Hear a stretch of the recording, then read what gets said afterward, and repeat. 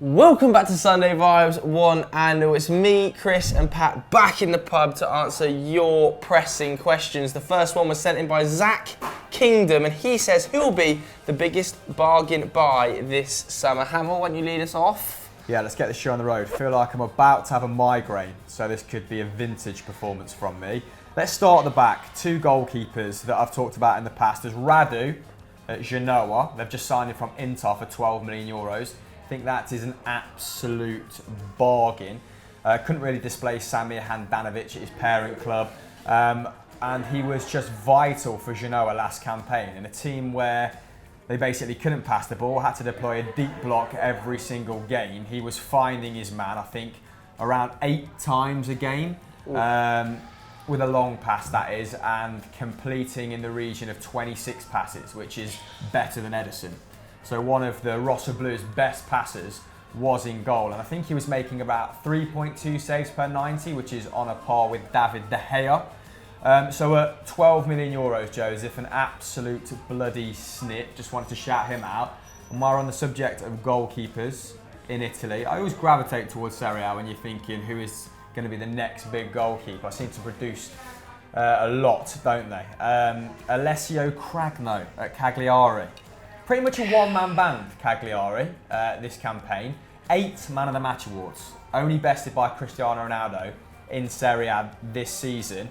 I think he was averaging about 2.6 saves per 90 inside the box alone, which is similar to sort of Alisson at Roma last campaign. And I touted him for a move to someone like Bournemouth because Asmir Begovic, 10 errors over 2 seasons. Grim. Absolutely catastrophic. I think he only makes around 1.3 saves in the box per 90. So they could really do with someone who relishes one-on-one situations when that defence is breached. I don't even think that Bournemouth's defence was that bad last campaign. I think it was about league average, and they scored quite a lot of goals to compensate. I think it was pretty bad. I think it was second or third worst in the league. Well, in terms of goals conceded, sorry. But in terms of shots they conceded per 90, it was about league average. I think it was only 0.6 worse than Manchester United and Arsenal, which was kind of like, it showed the disparity between conceding shots. I suppose, they might have been conceding high quality shots, but also the goalkeeper just not doing the business by keeping his fair share out. And I think Begovic at 32, his time is probably up. So 2 candidates there. I've also got another couple of shout outs, but I'm seeing kind of like halos right now. So let's move on to Van Strijk. You can come back to me. Go on, Peeves. I was thinking about Saïd Benrahma actually at Brentford. Like there was a rumour that Villa were going to go for him this week. I actually really like that move. Like I think the Championship is a lot more trustworthy than it used to be. Like Definitely. If you're the best player in the Championship now, chances are you can contribute in the Premier League. And he was clearly the best player in the Championship last season. Yeah. Clearly the best attacking midfielder, miles ahead of everyone else in the division. And there are some good attacking midfielders in that division. But Saïd Benrahma, he's 24, I think. He got 10 goals, 14 assists for Brentford. And he was top of the league for shots per game with 4. He was top of the league for chances created per game with 3.3. And he was top of the league for dribbles completed per game with 3.3. Impressive, yeah. So if you're topping the league in all 3 of those categories, he's an amazing progressive passer. And yet you're not really hearing big rumours about him, whereas you do hear rumours about other players in the Championship who are perhaps, Daniel James has gone to Man United, Grealish obviously linked with Spurs, but I think Benrahma is clearly the outstanding player in that division, has not come up. And rumours were that you might be able to get him for 20 million euros, which seems like good money to me. Yeah, because I think, is it Calvin Phillips? Is that his name, the Leeds attacking midfielder? Yeah, I think it's Calvin Phillips with a K, yeah. He's obviously on the verge of a move to Aston Villa this morning. And I saw a lot of people saying that he was one of the most outstanding players in the Championship. There are loads of players, and actually it's a much younger league than it used to be. It used to be a retirement home for guys not good enough in the Premier League. Now actually it's a proving ground for youngsters. There's also another youngster I think is Theo Hernandez would actually be an interesting pickup for somebody. He's been linked with Napoli. Yeah. And I think he's a really, really good defender. I think he's still 23. And obviously Real Madrid have now got a surplus of left-backs. They've got Hakimi, who might still be on loan, but he still wants to come back, blah, blah, blah. They've got Reguilon, who looks really good. They've got Marcelo. They've just signed Ferland Mendy.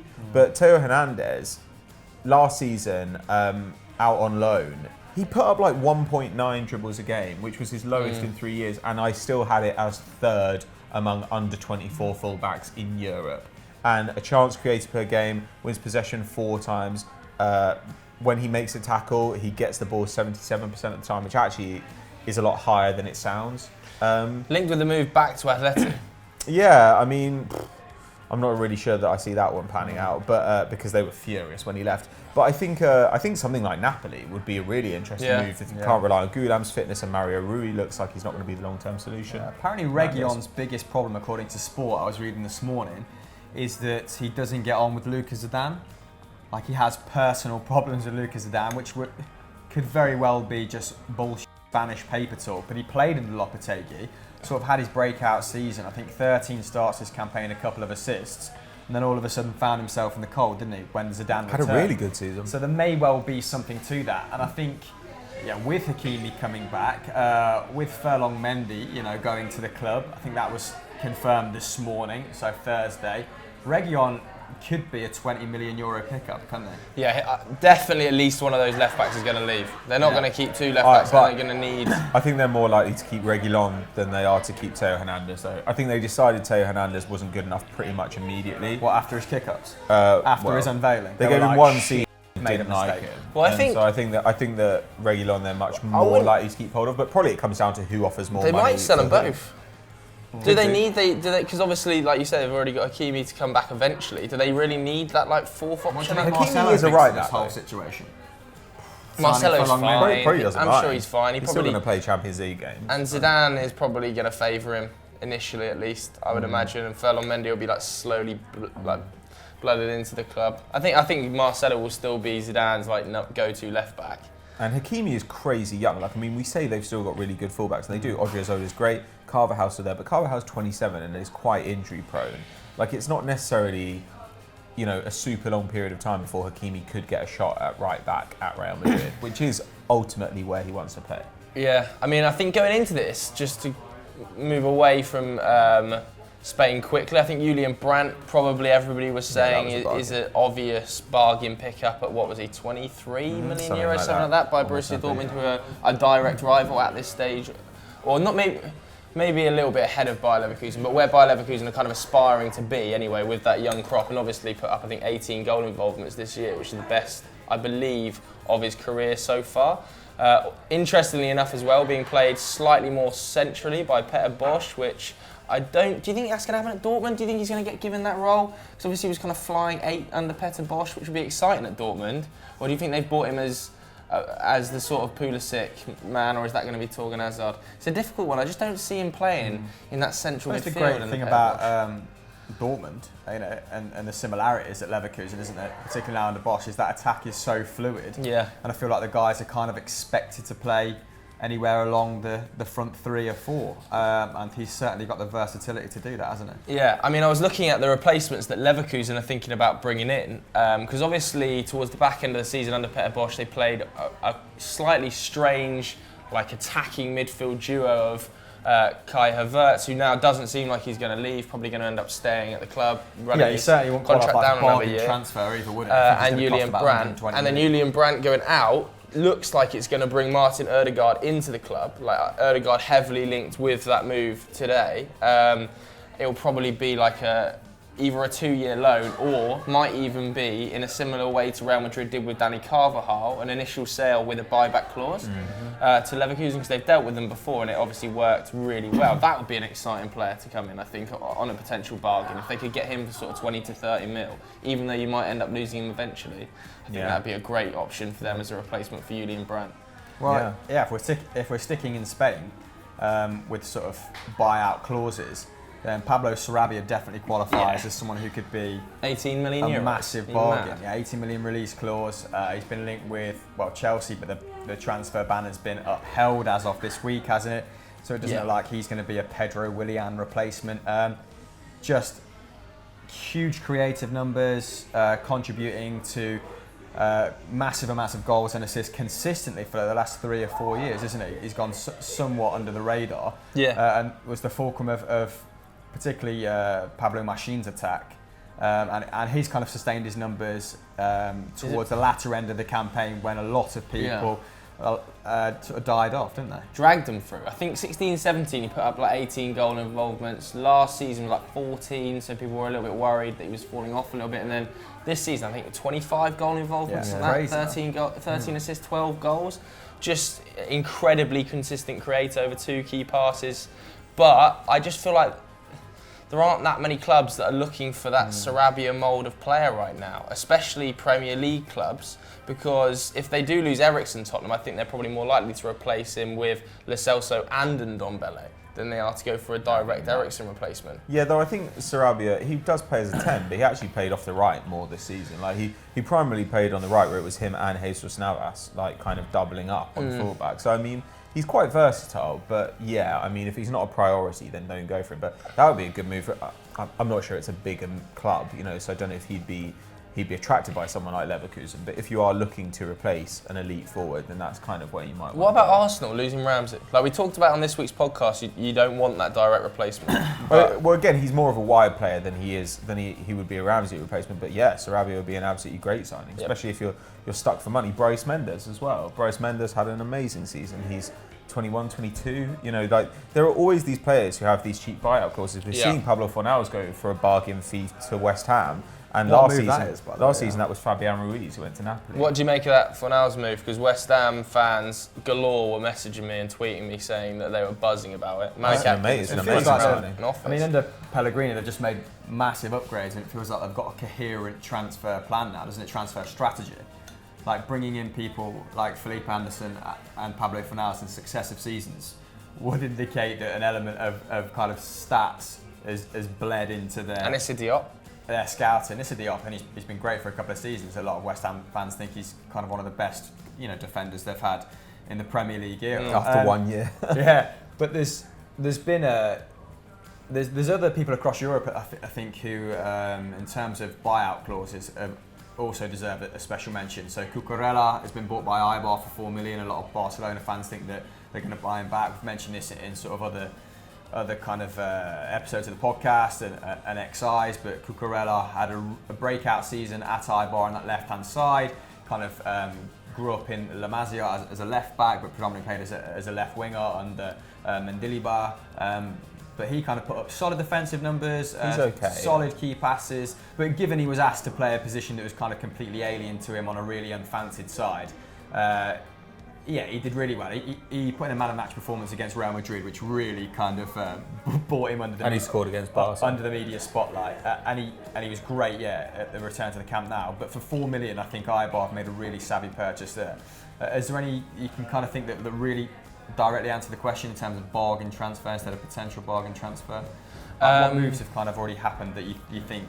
Yeah, like wow. The majority have already happened, haven't they? That's sort of like players that have run their contract down. I think if anybody picks up Alderweireld for his £25 million, you probably could argue that said he's staying though. That's a little bit of a bargain. Yeah, I think he probably will end up staying. Yeah. Although I can't imagine Daniel Levy letting him run down his contract and missing out on €25 million. Well, yeah, because then in real terms, his cost to you per week next season ends up being about 500k a week. But then he might end up signing. I'm sure Daniel will be thinking that he can get him to sign a new contract. I think it is those two scenarios. It's either he signs another contract or he's sold. Yeah, I think he'll probably sign. If he's not going to move in this month, then he's got to sign a new contract for me, because I don't think he's going to run it down and leave for a free when he's will he be 31 next summer, something like that? I just don't see that one happening. A couple of other shouts. I mentioned him in the podcast a while ago. A big 6'6" Wout Weghorst. The Wolfsburg striker. Yeah. I just don't think there's that many better target men out there that are like banging in consistent goals every week. I don't think he went more than 3 weeks last season without scoring a goal. 17 goals, 7 assists. I think he was the top chance creator, the top scorer, most assists, most key passes for Wolfsburg last season. 6'6" to do all that. He's also put up the most sprints of any player in the Bundesliga. I think the best presser of any player in the Bundesliga statistically last season, which is just crazy for a man that big. And there's loads of clubs that are looking for sort of a backup striker. Like he probably wouldn't demand a starting place because he is just flying under the radar so much. And I don't know whether like a Tottenham Hotspur would be willing to take a punt on a guy like that as a Llorente replacement, or whether like I touted him for a Southampton signing before. I think that's probably more his level, like Southampton and Everton backup. Definitely be an upgrade on like Tosin.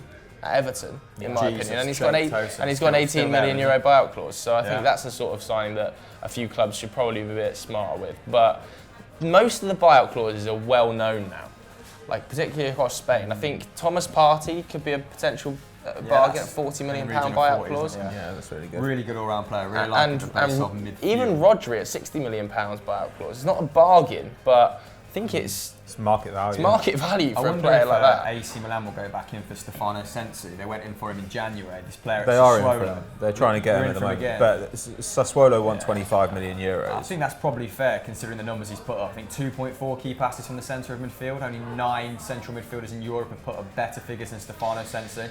He came from really obscure beginnings as well, didn't he? Playing in, I think it was for San Marino Calcio in the north of Italy, then played for Cesena in Serie B, and just has rose to prominence over the last couple of seasons. He's kind of an all-action central midfielder. And I think AC Milan put in a bid in the region of 11 million euros in January, thinking that'd be enough. So it looks like they're going to have to pay almost double that to get him out of the club, but I still think that'd be a bargain given his skill set, Yeah, those Sassuolo were trying to get Cutrone or Calabria as part of a deal, and if they did that, that would be a bit of a bargain for them. Greg's, hasn't it, recently? But getting Cutrone or Calabria in return for Sensi, I think would actually be amazing business for Sassuolo. Those are both great players. Any players in the relegated sides that you think? Because for me, a lot of that Fulham side are going to get picked apart, and it doesn't seem to have happened yet. I don't think there'll really be bargains though. I think Fulham. I was told by a Fulham fan that actually Fulham were really careful with their relegation clauses this season, so that everybody's wages have dropped down a lot in the Champ. Yeah. So they actually might be able to keep hold of more of them than a club normally would. But other than that, I mean, like, there are rumours of Matt Targett going to Villa or one of the promoted sides for under 10 mil, which he was brilliant at Fulham. I thought that was a really interesting signing, potential signing, but. Other than that, who really went down last year? I mean, Aaron Moyes not going to be that cheap. Meunier, I still think is a good player. Isn't Wagner now manager of Schalke? Yeah. That's good. I agree. I think most of those clubs now are smart enough not to do a Jack Rodwell with Sunderland situation where they're just eating up 80k a week down in the Championship without playing a minute. Like, they've got to be smarter than that, surely, down there. Yeah. But either way, I think we've covered the bargains pretty well. Anybody else got any other names they want to just mention before we close? Maybe Hermoso if he goes back to Real Madrid, if they see him as a long-term replacement for Sergio Ramos, but I think he's going to be 30. Probably better off at Espanyol for the time being. Somebody did tweet me this morning saying Luka Jovic, £64 million. It's probably about market rate as well. Yeah, I'm not sure that's a bargain, like, quite yet. It could prove to be, but right now, no. Either way, have you got any bargain transfer that we've missed out on? Let us know in the comments below. Send them to us on Twitter as well. Let's move on to quickfire questions. Just before we move on to those pesky quick fire questions, make sure you download the Extra Time podcast. This week it's us three talking about players your side should avoid signing. And if you're new to Sunday Vibes and Football Daily as a whole, why not click subscribe and turn notifications on for more great soccer content. Let's move on then to Blaugrana's quick fire question. He says, Copa America predictions. Oh, bloody hell. It's a real shame that Neymar's out. Couldn't have happened to a nicer guy, Yeah. could it? Really. No, but Quality time with his sister though. hey, it would have been nice to see him play on home soil. I hope that... I think he does that. I hope... Jesus Christ. I hope that Argentina win just so Messi can have an international trophy. And I also hope that I don't collapse in the next 5 minutes. Yeah, I want Argentina to win so Messi lifts a trophy. Argentina, maybe they were in, I don't know what they've been doing since. They've been in like 4 finals. Like, right? I don't know what they've been doing since. Like maybe they've rejigged things a little bit Under since the Messi. World Cup. But the World Cup was so bad that I hope that they've kind of They have. like completely revolutionised it. Because when you look at the talent that Argentina have knocking about, like they have Ezequiel Palacios coming through. They've obviously got Lo Celso. They've got Ascasibar. They've got Santiago Cáceres. Like they've got obviously Dybala as well, Cardi, these guys who never play. Like there's so much talent. 15 of their 23-man squad, or 13 of their 23-man squad have got less than 15 or 10 caps, I think. Good, because they're properly overhauled. Because for a long time they were sticking with guys like Rojo when they had like Saraki coming through, who's now playing for RB Leipzig. So I really hope that if they give those talents like Driussi like a chance to play for the team, then I think they could be really, really good. But it's still quite hard to look past Brazil. Even without Neymar, they look exceptionally strong. Yeah, Brazil will end up winning it, but just want to see Leo lift that international trophy. It Just would so be everybody good. can shut up. Yeah. People talking about Ronaldo winning the Ballon d'Or after he won the Nations League midweek. Have a Day off. And he's had not a great Seriously. season. The next one from Tim05 says, now Jovic has gone to Real Madrid, who would be the ideal long-term Suarez replacement? Obviously, Barcelona were linked to Jovic, Yep. but hasn't happened. Any suggestions? I kind of responded to this on Twitter as I thought, not in the same ilk, but I think a good long-term replacement for Suarez would be Paulo Dybala. Interesting. I think I mean, I think play a different way. Pivot for sure in terms of playing. Yeah, play in a profile. different way, but I just think that would be a nice fit for Barcelona because I think the older Messi gets, the more he's going to demand the 9 shirt, like to play slightly more out and out. So you actually think he's going to play more as a striker rather than drop back a little bit to be the conductor to pull the strings? I think he might end up just being like a striker, and then I think Paolo can at least float in different areas. I think I feel that. like Messi's passing is so good though. Yeah. That naturally his game would But his finishing result in becoming the creator as opposed to being that person like Suarez who's kind of worked the last man over the last 4 or 5 years. Well, On the other hand, when you've got Frankie de Jong and Arthur, you could say, well, like I agree in the sense that like you don't want to waste Messi's passing. But on the other hand, if you've got de Jong and Arthur, then I think, okay, what's the bigger problem for us to solve? Putting it like in the net, passing or in midfield or putting it in the net? Yeah, well, obviously it seems like it's going to be Griezmann. Hill coming out and saying that deal was done back in March, so he's going to be announced sometime over the coming weeks. So he seems like the replacement.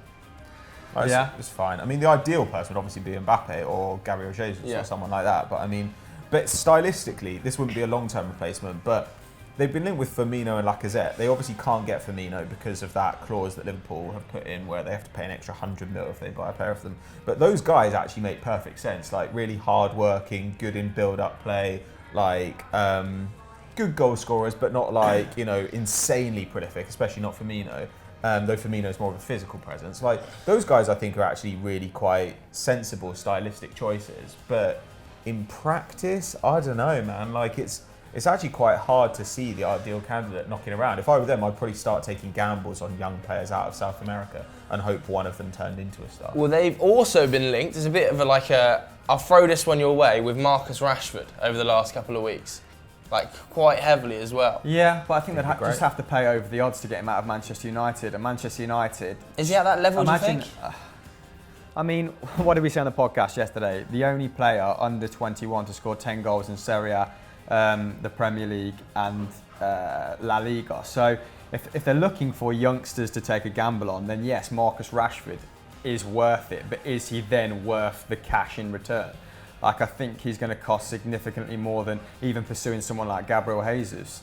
And I still think if you're going to make him your long-term number 9, you want to see one more season where he's putting up really good scoring numbers rather than just that purple patch under Ole Gunnar Solskjaer. And I do think he's going to be able to sustain it. But if you're going to spend 120 million on him, you probably want a 20-goal season, don't you? Isn't his contract running down though? Doesn't it end in 2 years or something? So feasibly, like next summer would be a really good time to get him if he has another good season. But to me, he looks.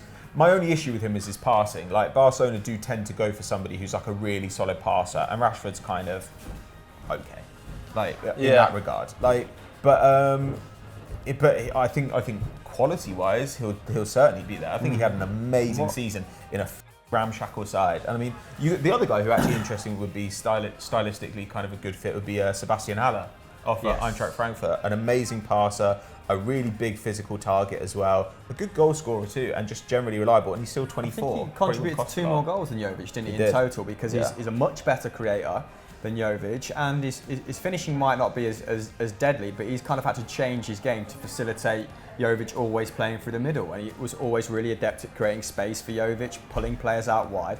I really like Haller. Same in the Netherlands. What about Timo? I think he's going to represent really good value in terms of like what Real Madrid pay for Jovic. I don't think you're going to have to pay that to prize Haller out of Frankfurt. Plus, he'd give them a bit of an aerial threat, which is something they have not had for a very long time. Timo Werner for Barcelona. If you're looking for a bit of speed, like similar to Arsenal, that front line needs an injection of speed at Barcelona, doesn't it? And Timo Werner is gas and a very kind of Suarez-esque finisher, isn't it? The other name generates high quality chances inside the box. The other name I've always thought that could potentially work there is Memphis Depay, playing as a 9. That'd be interesting. He obviously does it for the Netherlands, doesn't he, at times?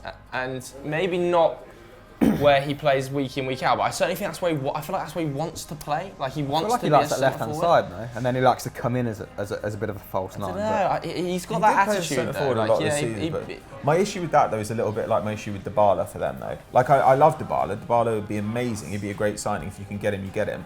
But he and Depay are like Eden Hazard in that they're the best of them is when everything goes through them. They get the ball all the time. And at Barcelona, that is not what you're going to be. Whereas Timo Werner is an off-the-ball guy. Like his movement off the ball is what you're going to get from him. And the same for Rashford. Yeah. And in a way, that's actually kind of what they need. Because you think about it, like in the days of like Villa, Messi, Pedro was kind of the least rated of those three. But it was Pedro's movement off the ball that constantly gave space to the others. And they probably need that again.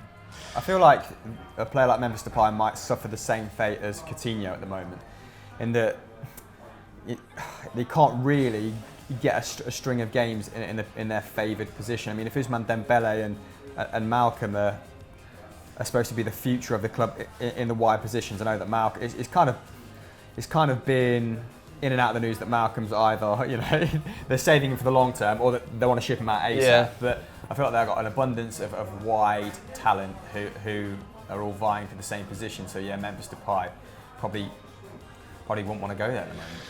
Alex 45063456, change your handle, says, which team in the Premier League will do surprisingly poorly next season?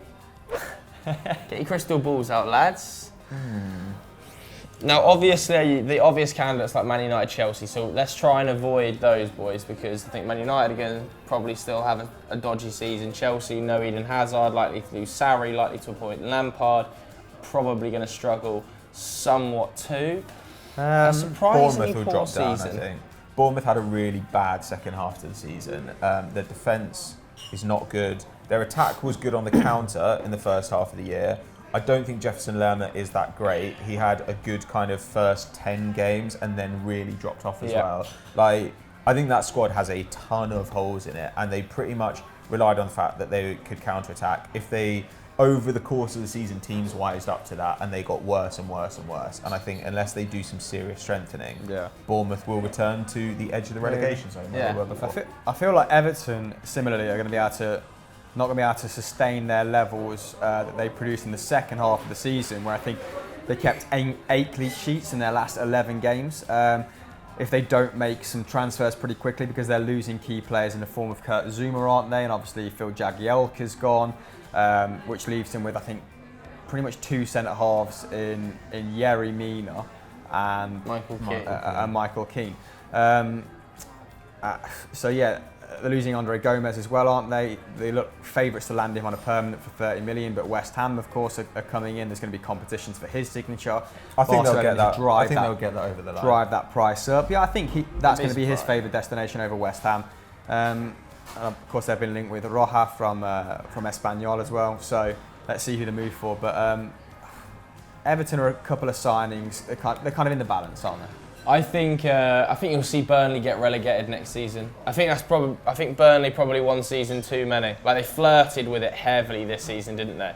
And I just think that kind of cyclical nature of Sean Dyche will probably see them go back down this year. I think they just don't have the pulling power. They don't have the money. They don't have the ability to stay in this division. But would that be underperforming, kind of being in a relegation dogfight? I feel like they're just going to perpetually be there. Yeah, you might be right. Maybe it's a little bit harsh to say underperforming when that is just their level, that sort of relegation dogfight. But either way, let's go on to personal questions now then before we wrap it up. Slightly shorter episode this week because, of course, we did do the podcast as well. And I feel like... And Hamill is dying in the corner. So let's wrap up with Ben Macca's 16 question, who says, favourite game for older consoles? Oh wow! Not the best selection of personal questions today. It's just everyone's just going to say GoldenEye or something. Jedi Power Battles on the PlayStation 1. Rayman, not Rain Man. Although that would have been fun playing as Dustin Hoffman. What was Jedi Power? Star Wars. Yeah, old school style multiplayer Star Wars game is class. Just chopping through droids, mate. Yeah, Rayman, Bomberman, Fantasy Race. What a game! Medal of Honor Rising Sun, mate. Medal of Honor Rising Sun, the shotgun on that game. I feel like lethal. We've done this before, haven't we? This is like a vintage game. Sunday Vibes question. That was such a good Such a game, good man. game. Yeah. Jack and Daxter 2, Yeah. Renegade was incredible. Ratchet and Clank was amazing. Soul Calibur 2, I remember playing that. Like that was a fun I played a game, lot of like. Final Fantasy as well, actually. I racked up a lot of hours on that. What else was good, man? Like I Not loved that Rayman much. games when I was a kid. Obviously, all the Mario Karts were filth. What about moving on to like graduating onto like PlayStation 2? Tekken was quality. Tekken 3 was a classic. Not Mortal Kombat. Most of that those was just are Tekken so for non. PlayStation 2. Do you remember Dynasty Warriors? What was up with Obviously, that game? San Andreas PS2, wasn't it? Like, San Andreas classic. pretty Vice much City. unmatched. Vice City. What a soundtrack. Vice City's the classic. I think that's it before I pass out, mate, to be perfectly Right, honest. Hamill's about to die, the pub is getting pretty loud, and also the podcast is available to download now, along with Olivia Dodd's podcast as well. So make sure you click the links in the description if you want to go and download those. Leave a review, make sure you rate us 5 stars, and we might well give you a shout out on Twitter. Thanks very much for watching. Goodbye.